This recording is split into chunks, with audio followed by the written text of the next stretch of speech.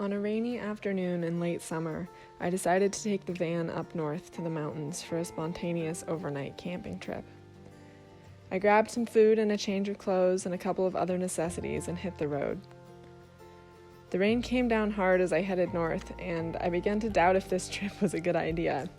But as the miles passed, the rain gave way to a beautiful, misty late afternoon. After cruising for miles down a Forest Service road, we finally found what we were looking for. A beautiful, secluded spot on a ridge with a fire ring and a flat place to camp. As soon as we arrived, Buster and I left the van and walked back down to a mountain stream that we had passed on the drive in. The rain had stopped, but the humidity had rolled in to replace it. And I had a good feeling about finding a swimming hole somewhere along this little brook.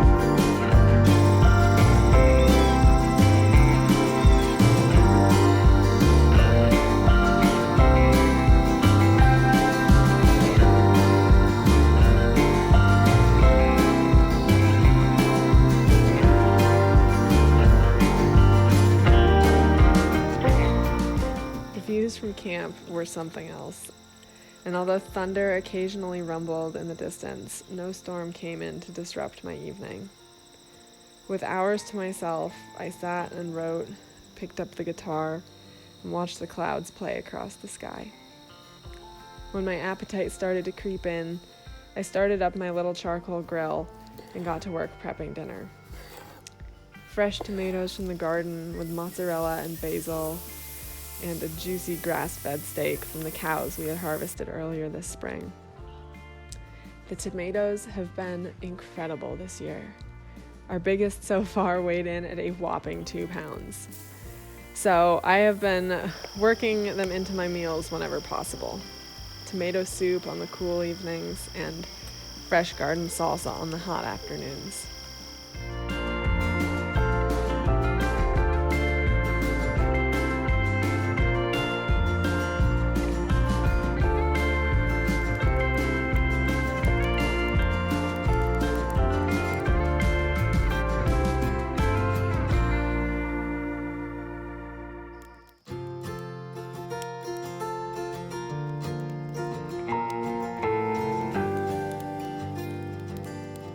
I spent the rest of the evening sitting by the fireside, playing some music, and watching as the sun dipped behind the hills.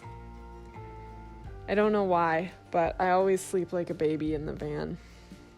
And when I woke up in the morning, the sun was just coming up over the mountains, and the air was crisp and fresh.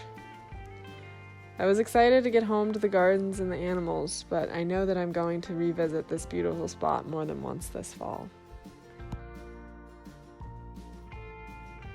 Taming the heifers has been slow and at times discouraging. After some really exciting and fast progress at first, it now feels like this process is taking an eternity. Paisley is just so sweet, and she can easily be caught and tied and even brushed.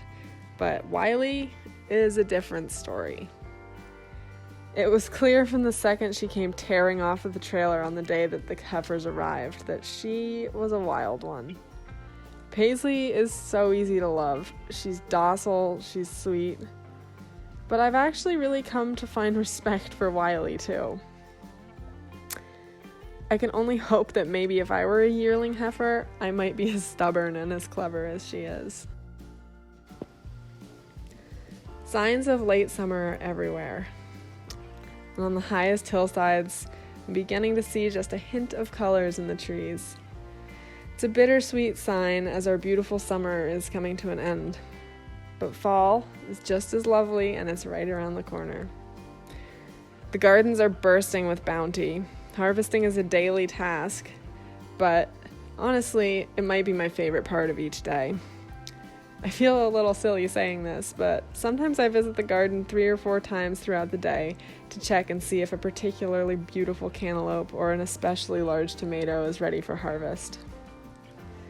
The black elderberry bushes we planted 2 years ago are weighed down with fruit this fall.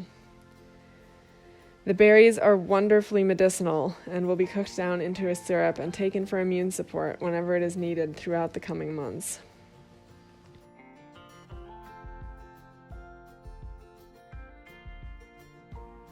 I never stop finding inspiration in how beautiful the fruits and vegetables are growing in the garden. The colors, the textures are incredible, not to mention the depth of flavor that you just can't find in store-bought produce. The bright colors of orange, yellow, and red tomatoes kind of remind me of fireworks on the 4th of July. And the deep, deep purple of shiny elderberries, or the wild texture of a Romanesco cauliflower. It really is a work of art.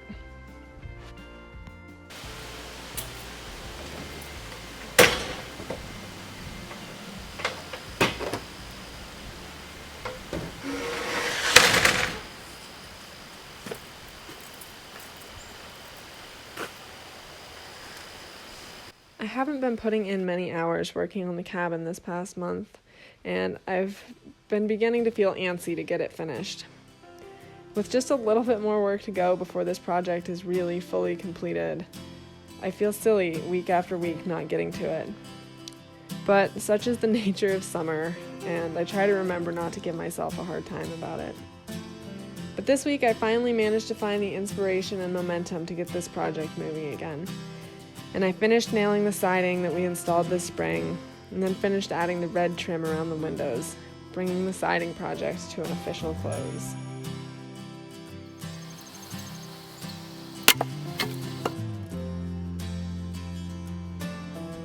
Every chance possible, Greg and I have been firing up our outdoor oven and making wood-fired pizza, sourdough bread, and we've even tried searing up a couple of steaks on the hot soapstone.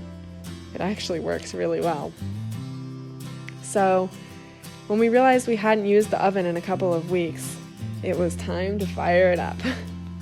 And with the gardens bursting with peppers, tomatoes, broccoli, and onions, we decided that pizza night was definitely in order.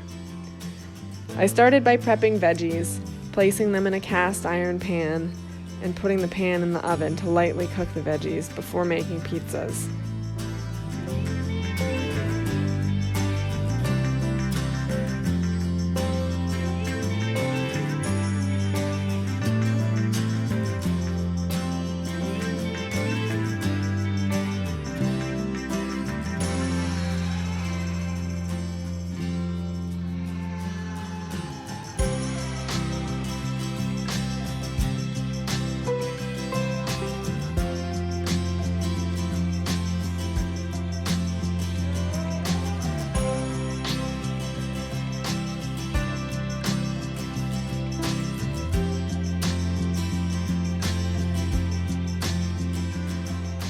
While waiting for all the vegetables to cook, I cut into a beautiful cantaloupe that I had harvested earlier in the day.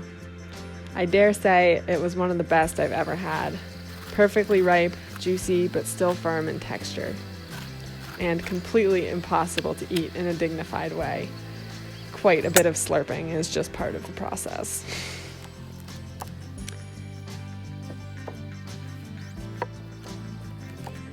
And then it was time to make pizza. Rolling out the dough Greg had made a few hours earlier, carefully stretching it out to the right size, and placing it on the peel, ready to assemble the pizza.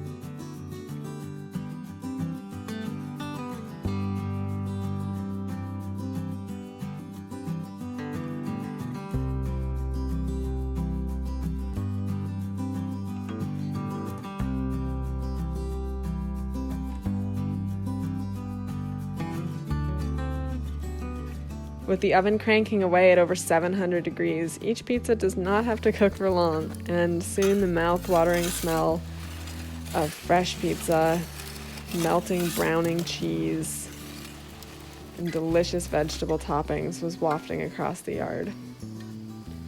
I pulled the golden brown pizza out of the oven and grabbed a fresh handful of basil to sprinkle on top. And we didn't wait long to tuck in.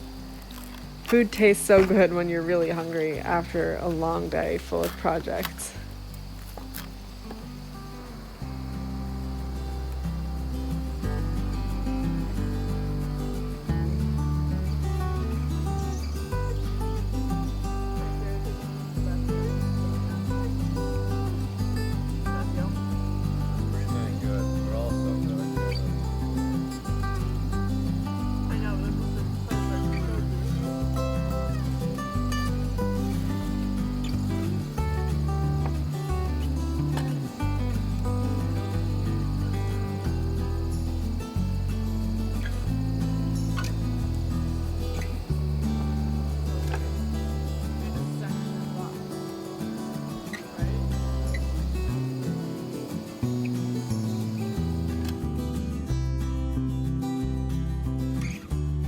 On a crisp late summer evening, we decided to take Greg's small fishing boat up to a nearby lake and enjoy an evening on the water.